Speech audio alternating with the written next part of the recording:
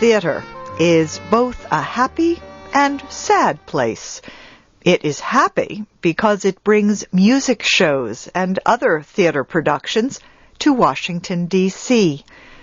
Ford's Theater is also a sad place in American history. This is where the actor John Wilkes Booth assassinated President Abraham Lincoln. Today, the theater is a living memorial to President Lincoln's love for the performing arts. It is also a museum operated by the National Park Service. For a few minutes, we would like you to imagine that it is the evening of April 14th, 1865. You are one of the 1,700 men and women who have come to Ford's Theater tonight. You have come here to see a popular and funny play, Our American Cousin. The famous actress Laura Keene has brought her theater company to Washington to perform it. The play will begin in a few minutes. People are walking into the theater to their seats. The inside is bright with candlelight. As we look toward the stage, we see something unusual. To the right and above the stage is a special small area called the State Box. It contains seats that President Lincoln uses when he comes to the theater. For tonight's performance, John Ford, the owner of the theater, has ordered that the State Box be decorated with flags. Near the bottom of the box and in the center is a painting of America's first president, George Washington. President Lincoln likes to go to the theater, but he has not had many chances to attend recently because the nation was involved in the Civil War. 5 days earlier, however, the forces of the southern states surrendered to end the war. People in Washington are celebrating.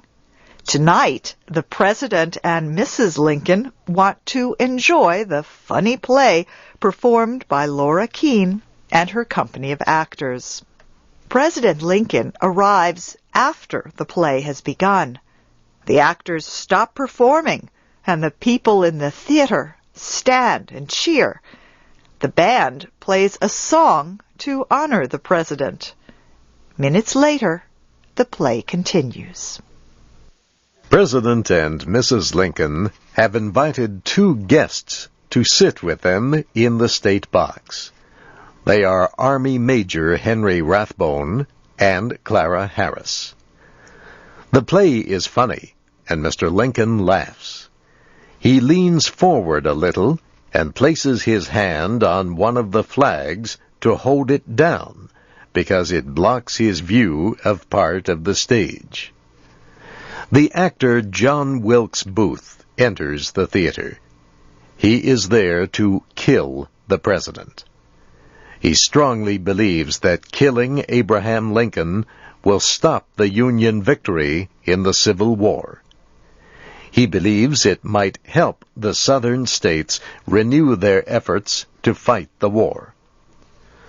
The people who work in the theater know Booth well. He is also a friend of John Ford, the owner of the theater. No one stops Booth. He slowly walks up the stairs that circle to the right side of the theater. He stops for a minute and watches the play, and then walks to the closed door of President Lincoln's box. Booth listens carefully to the words of the play. He knows it very well.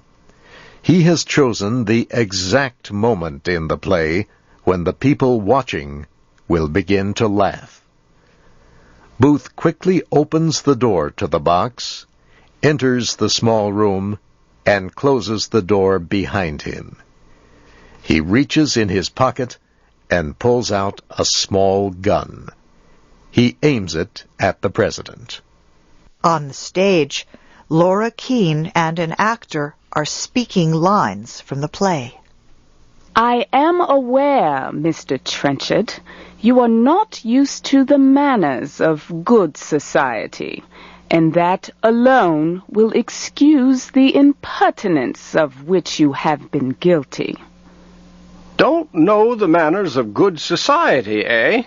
Well, I guess I know enough to turn you inside out, old gal. You suckdologizing old man-trap.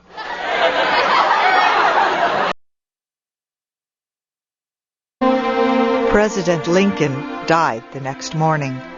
Doctors could do nothing to save his life. Ford's Theater was immediately closed. For a few days, police held Mr. Ford while they investigated the murder of the president. John Wilkes Booth escaped Washington on horseback, but he was found 12 days later in Virginia. He was shot to death when he refused to surrender. 3 months later, Mr. Ford was preparing to reopen the theater. But the powerful Secretary of War, Edwin Stanton, placed troops outside the building and would not permit it to be opened. The government offered to pay Mr. Ford each month for the use of the theater. He had no choice but to accept the money. In August, the War Department began work to change the theater into an office building.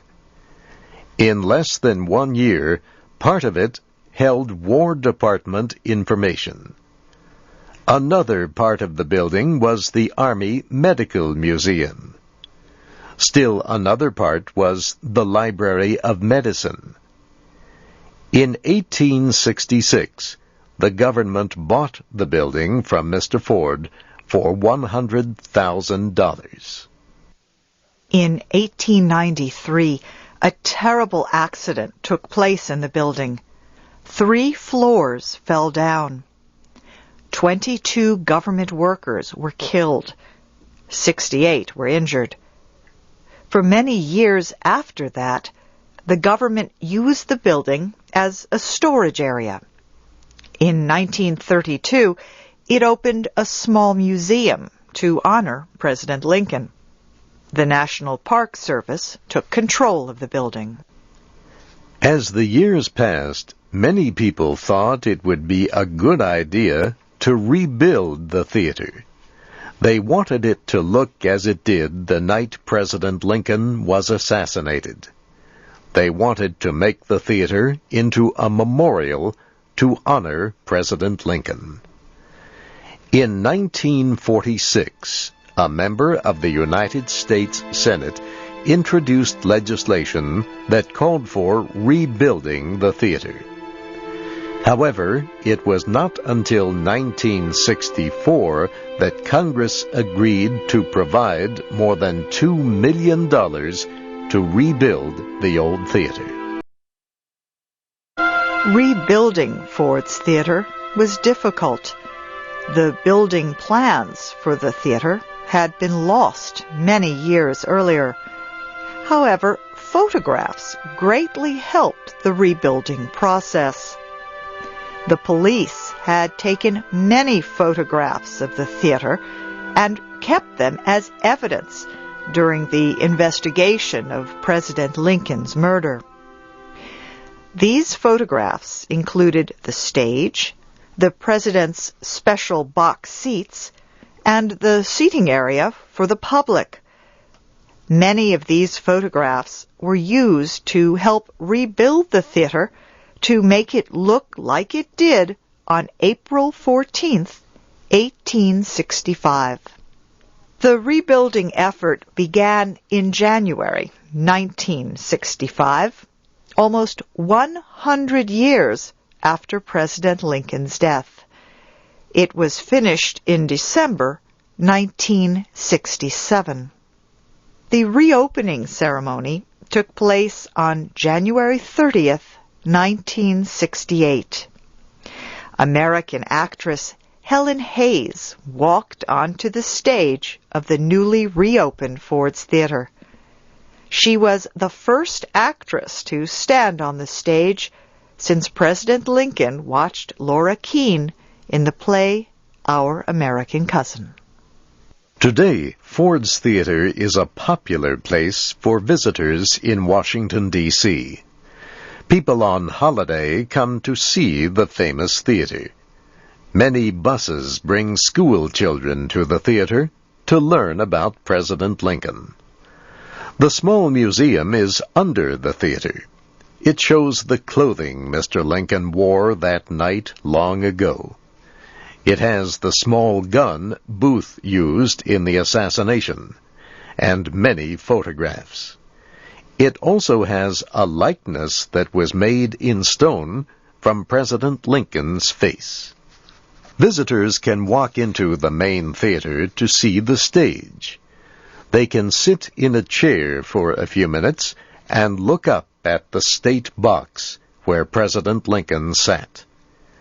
It is decorated with flags the way it was then.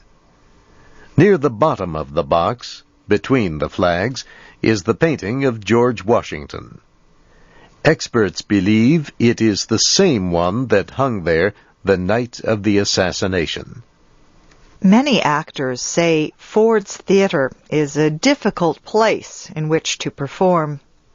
Most say they do not look at President Lincoln's state box when they are on stage. But the memory of what happened there is always